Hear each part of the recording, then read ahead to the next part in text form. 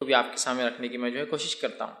حدیث کے اندر الفاظ آتے ہیں، صحیح بخاری اور صحیح مسلم کی متفق علیہ روایت ہے۔ نعمان بن بشیر رضی اللہ عنہ فرماتے اور کہتے ہیں کہ ہم رسول اللہ صلی اللہ علیہ وسلم سے سنا، اور نعمان بن بشیر نے اپنی دونوں انگلیاں کان کی طرف کی، مطلب میں نے خود اپنے کانوں سے یہ بات سنی ہے۔ وہ کہتے ہیں کہ میں نے سنا اور اپنی دونوں انگلیاں کانوں کی طرف لے گئے کہ حلال بھی واضح اور حرام بھی واضح ہے، دونوں کے درمیان کچھ شبہات ہیں، مطلب حلال کیا ہے بتا دیا گیا، حرام کیا بتا دیا گیا، لیکن بیچ میں کچھ باتیں جو شبہ ہے، مطلب جس میں شک ہو سکتا ہے، جو واضح نہیں کی گئی ہے تمہارے سامنے، یا آنے والے دور میں ایسے مسائل آئیں گے جو کلیئر نہیں ہوں گے تمہارے سامنے۔ دونوں کے درمیان شبہات ہیں، لوگوں کی اکثریت ان کو نہیں جانتی، اکثر لوگ نہیں جانتے وہ شبہات کے بارے میں کہ کیا کیا جائے۔ بس جو کوئی شبہات سے بچ گیا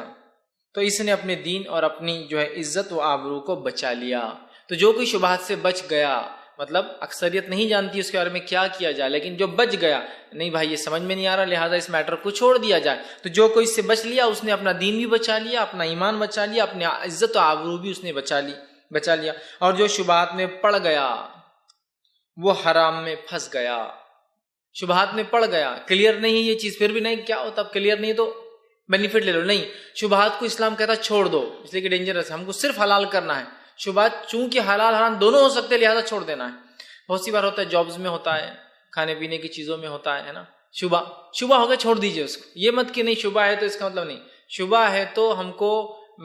بینیفٹ نہیں ملتا ڈاؤٹ کا ادھر کی، ہم کو چھوڑ دینا پڑتا ہے کہ نہیں ڈاؤٹ ہے تو چھوڑ دو۔ یہ ہو سکتا حلال بھی حرام بھی، چونکہ میں ایسے ملک میں ہوں جہاں مسلمان نہیں ہے، شبہ چھوڑ دو اس کو، کھاؤ مت، اس لیے کہ وہ ہو سکتا حرام ہو، پھر حلال ہو تو اچھی بات ہے، رسک کیوں لیا جائے، یہ میں کہنا چاہ رہا ہوں۔ نہیں ہاں انہوں نے لکھے نا تو یہ نان ویج مطلب حلال ہوگا ہی، رسک مت لیجیے، یقین جب تک نہ ہو۔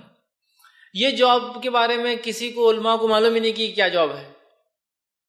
کہ تو کوئی ایک نیا سمجھو ایک جاب ہے جو کس کو نہیں معلوم حلال ہے حرام ہے، چھوڑ دیجیے، رسک مت لیجیے، اس لیے کہ ہو سکتا ہے آپ پورا مکمل 100% حرام میں چلے جائے، چونکہ اب اس کے بارے میں کچھ نہیں پتا ہے،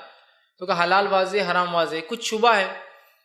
تو جو شبہ میں پڑ گیا گویا وہ حرام میں پھنس گیا، اور جو شبہ سے بچ گیا اس نے دین ایمان اور عزت آبرو سب بچا لی۔